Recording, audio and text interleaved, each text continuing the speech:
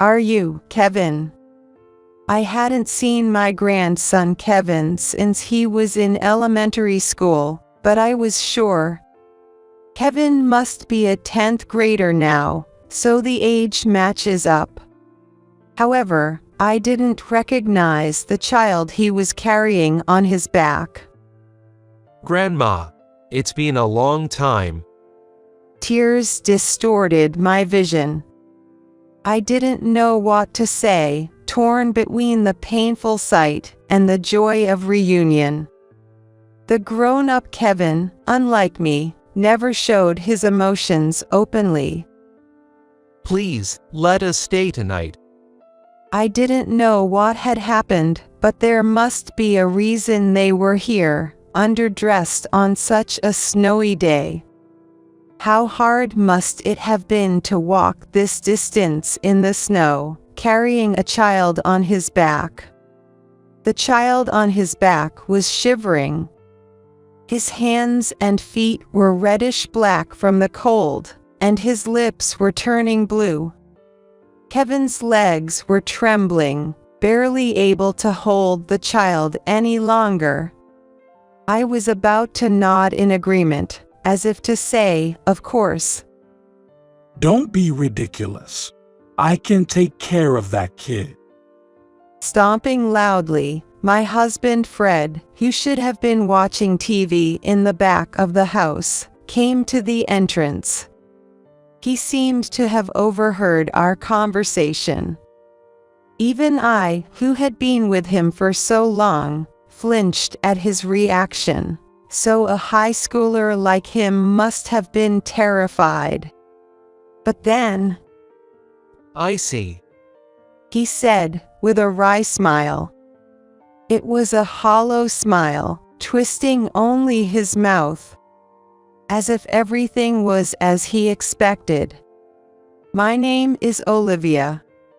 I live a relaxed life in a suburb a bit away from the city center. I'm in my late 60s now, and since my husband Fred has retired, we're living on our pension. Fred has always been extremely stubborn and difficult. When he was working, there seemed to be a lot of conflicts and trouble. But those who knew him well understood that Fred was just awkward. He's always hated anything dishonest, and once he made up his mind, he rarely changed it. He was also terrible at expressing his emotions. Back then, I knew that Fred was more stubborn and awkward than others, so I often stepped in to smooth things over. Although I wasn't as competent in my job as he was, I was good at socializing. In a way, we were like oil and water, but we naturally got along. From there, we developed a give-and-take relationship, eventually dating and getting married. After we married, we quickly had a son. I think even the stubborn Fred was pouring his love into him in his own way. Thanks to that, our son Mark grew up well and now has a son, Kevin. We thought the peak of happiness would continue, but it didn't turn out that way. We've become estranged from Mark since a few years ago. A big fight between Fred and Mark was the start of the rift. I would usually stay neutral, but this time I had to side with Fred, so I haven't seen my son for years. That's also why I haven't been able to see Kevin. I dearly miss him, my first grandchild, but there's probably nothing I can do. All this is probably because of Mark's married life. Mark had been dating a girl named Anna since his student days. Anna lived nearby, and our families were close, so Fred and I truly blessed their marriage. I remember Fred's face brightening up like a different person when Kevin was born, lifting his grandson in his arms. I think it was around the time Kevin started elementary school that Anna began talking to us about Mark frequently. Mark's been coming home late. He's often working overtime and on weekends. I was struck by Anna's genuine concern for Mark.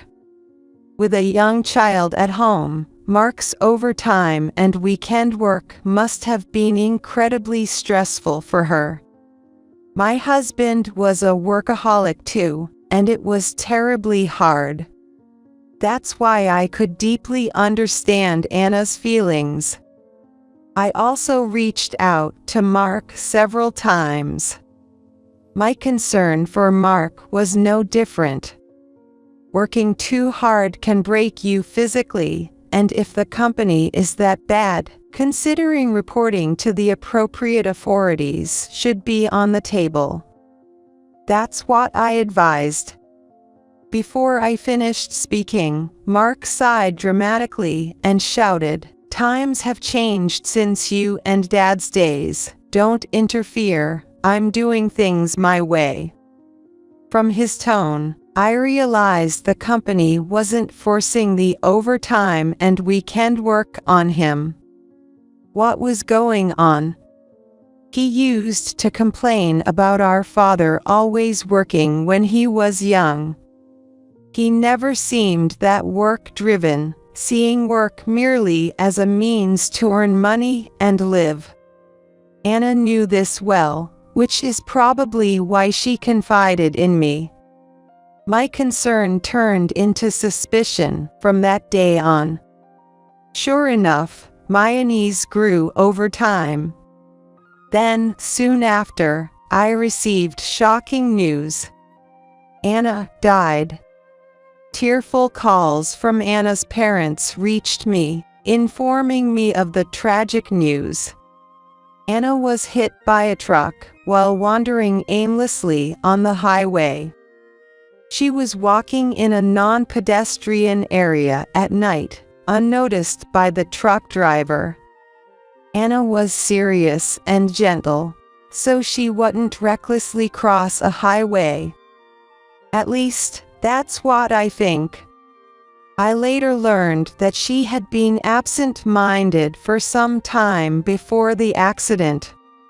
Her parents mentioned receiving distressing calls from her, occasionally sounding like screams. Hearing this, my blood ran cold. It was said that Mark was having an affair. Anna was aware that the other woman was Molly, an office worker at Mark's workplace. Why she was in such a dangerous place remains unclear. However, Anna's parents believed that the shock of Mark's affair drove her to neurosis. After ending the call, I remained stunned for a while. Receiving a message from Fred about heading to the hospital, I finally snapped back to reality. By the time I arrived, Fred, who had left work early, was already at the hospital.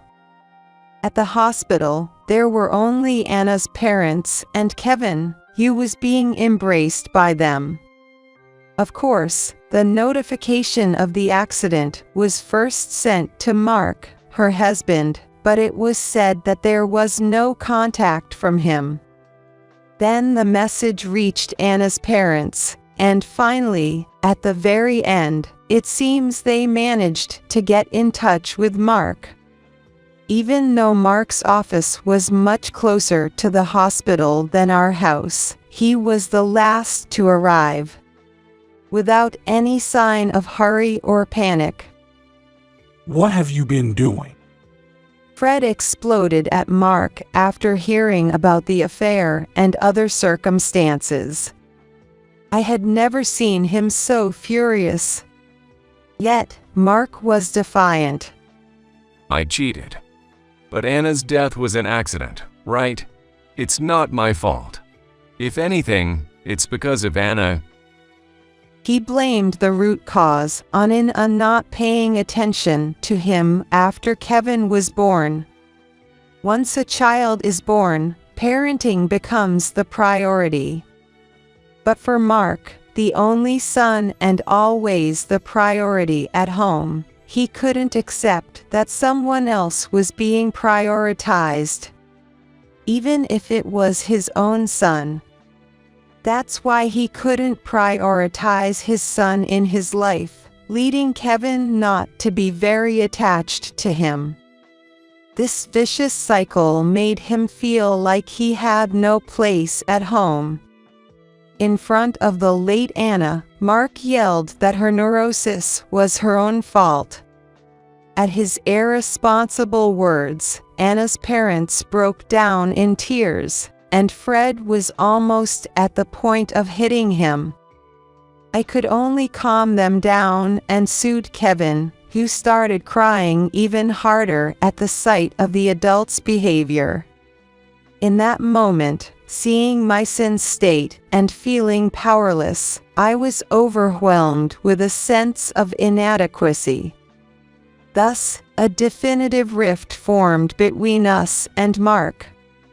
We insisted that either Anna's parents or we should take Kevin in, but Mark was unyielding. Though he confessed to the affair at the hospital, there was no further evidence, and since the confession wasn't recorded, Mark's infidelity remained unproven. I was terribly worried about Mark's selfish behavior. Hoping to be of some help, I discreetly gave Kevin a piece of paper with a map to our house and our contact information. It's a bit of a walk from their house to ours, but it's better than nothing. If nothing else, that's fine. And so, we parted ways. Later, I heard through the grapevine that Mark had remarried Molly.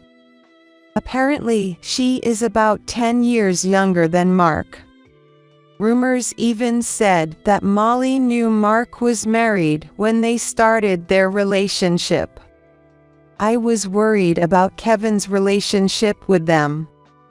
I visited Mark's house alone a few times, but it was always dark, and no one answered the doorbell.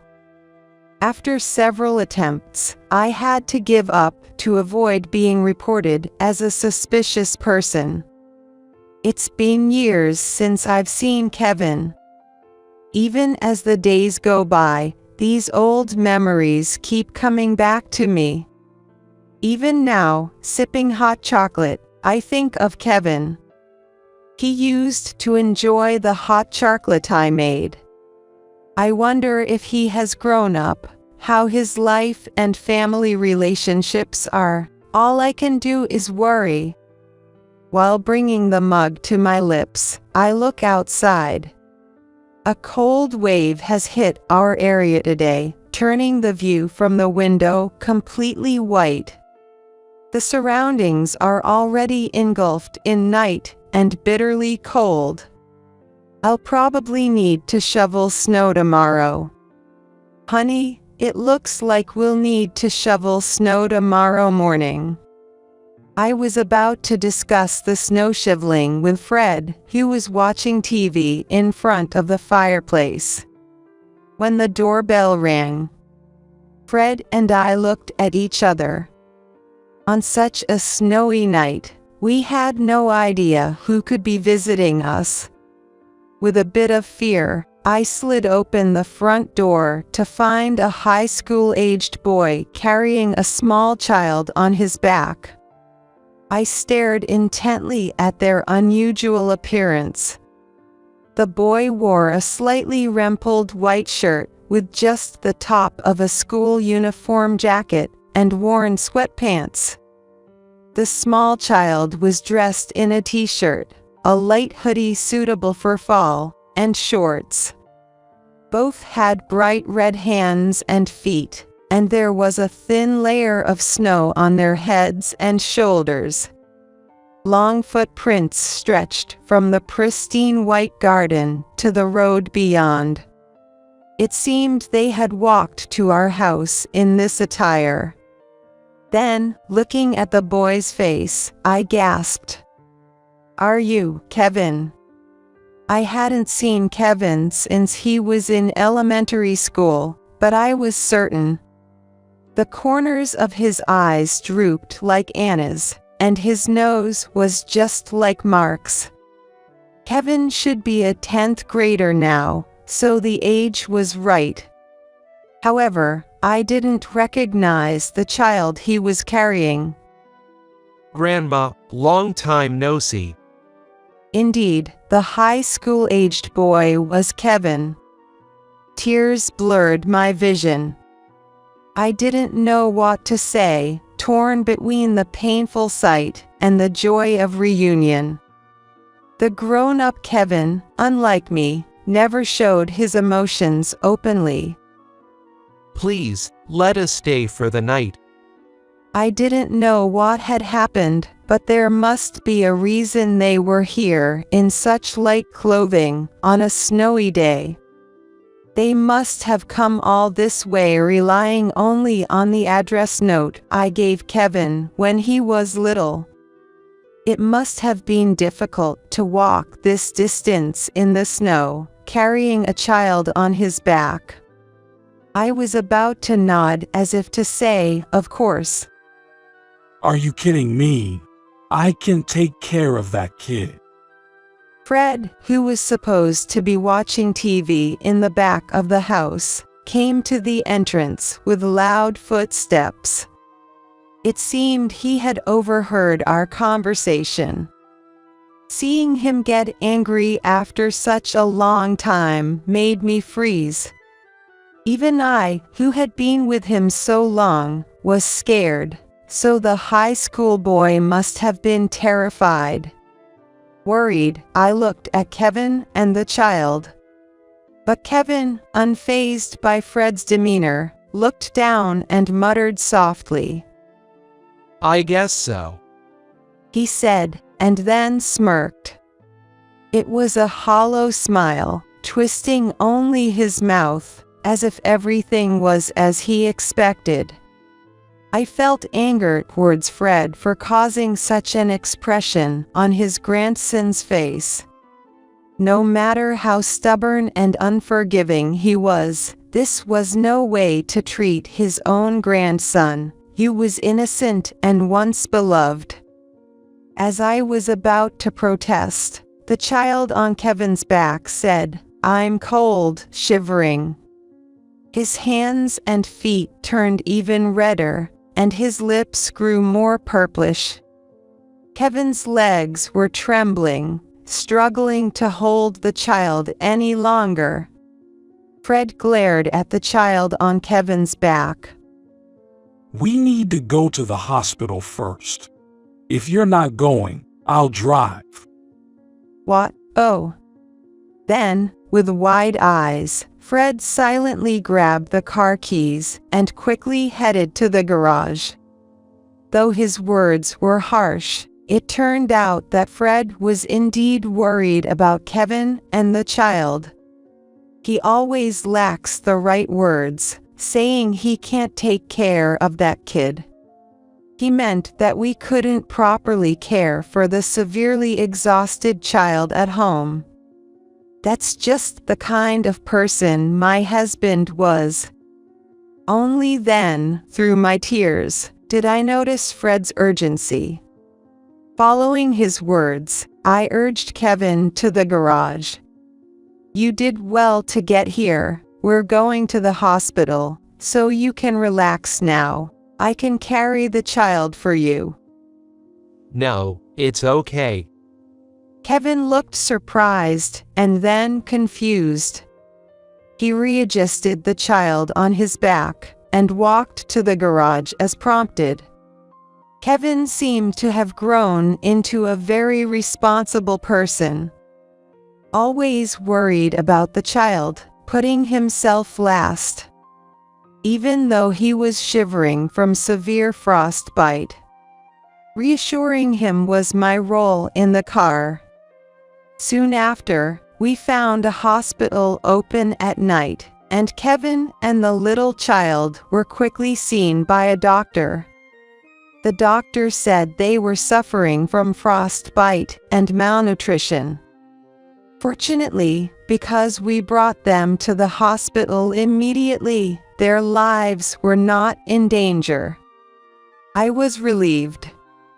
While Kevin and the child were treated in the warm hospital, Fred was not his usual self. He listened intently to the doctor, held their hands to comfort them, and visibly worried. Where had his usual stern face gone? While glancing at him, I waited for Kevin and the child to recover. A few hours later, after they received IV treatment, we were able to head home before dawn.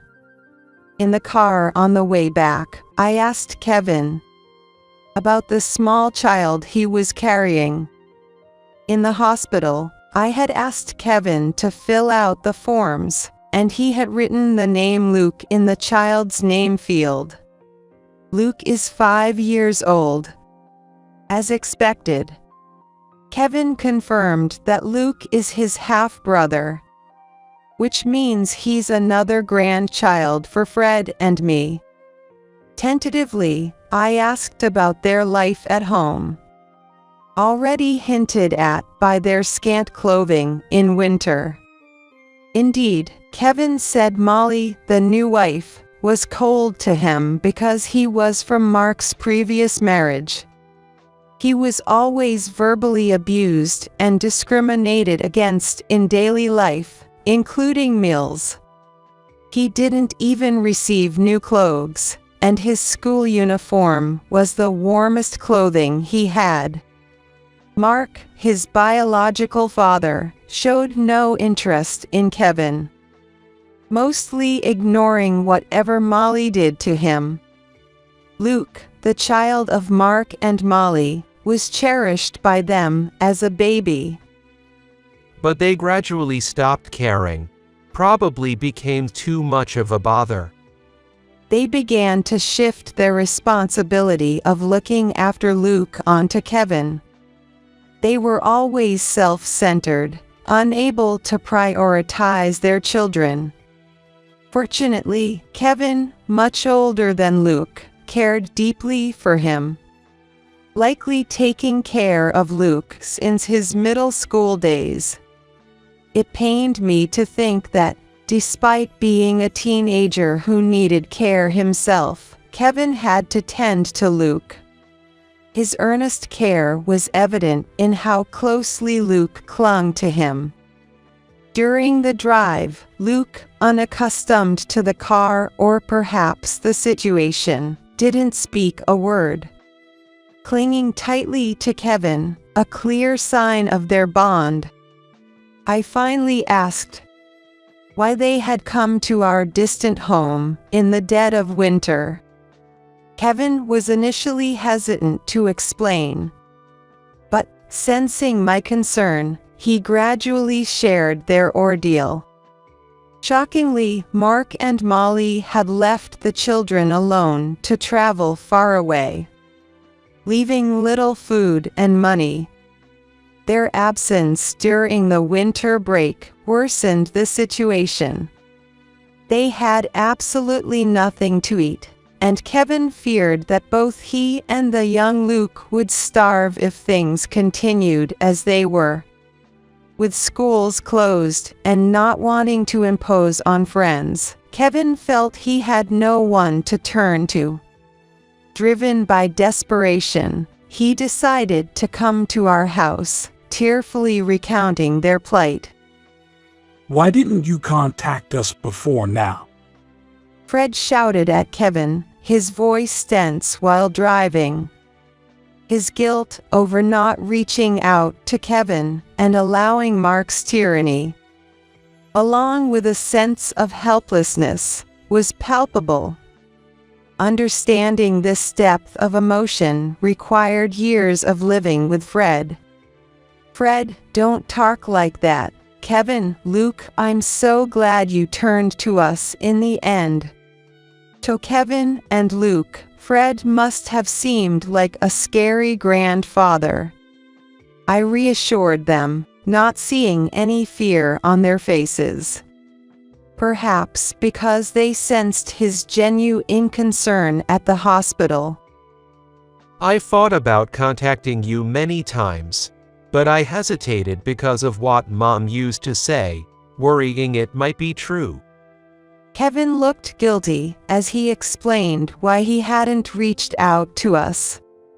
After Mark remarried, Molly frequently yelled at him, saying, "You're not loved by your grandparents. You're a nuisance no matter where you go. So don't even think about relying on them." I used to think it was a lie because my memories of you were always kind.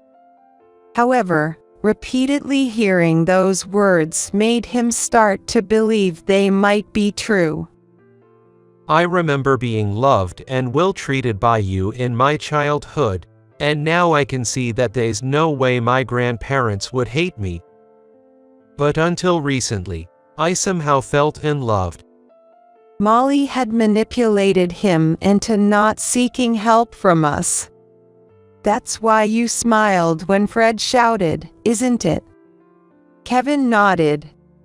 When Fred yelled at the entrance, Kevin's smile seemed to reflect a bitter realization, aligning with the harsh words of his stepmother, Molly. Hearing this, Fred looked even more regretful. Kevin expressed, through tears, that finally feeling protected by his grandparents gave him peace. Luke, perhaps influenced by his brother's crying or the release of tension, also began to cry. Upon arrival at our home, they immediately went to the prepared bed.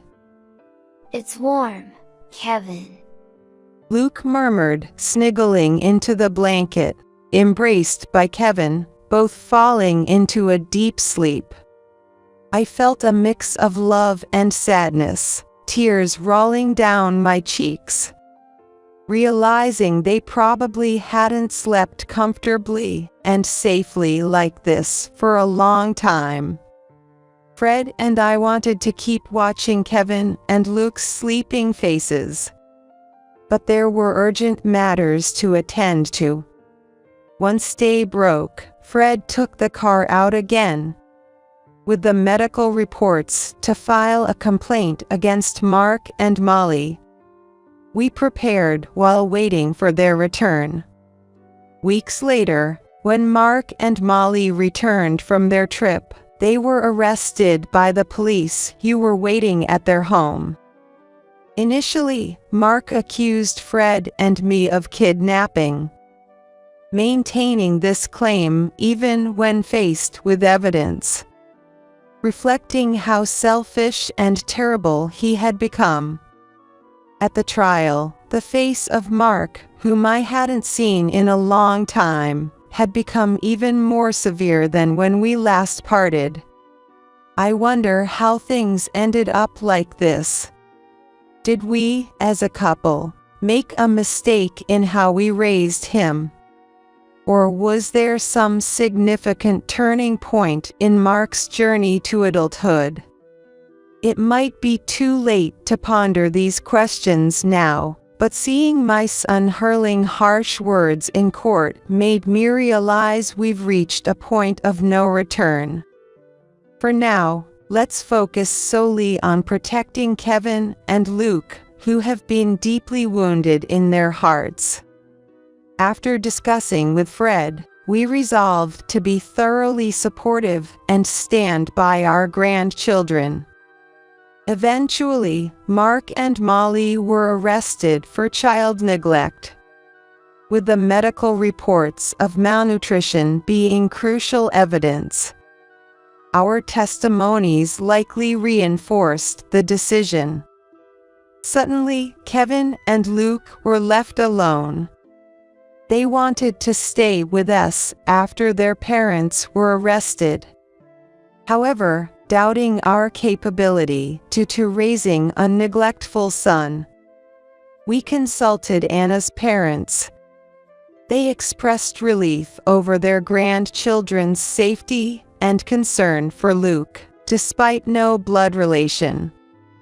wishing to take both in.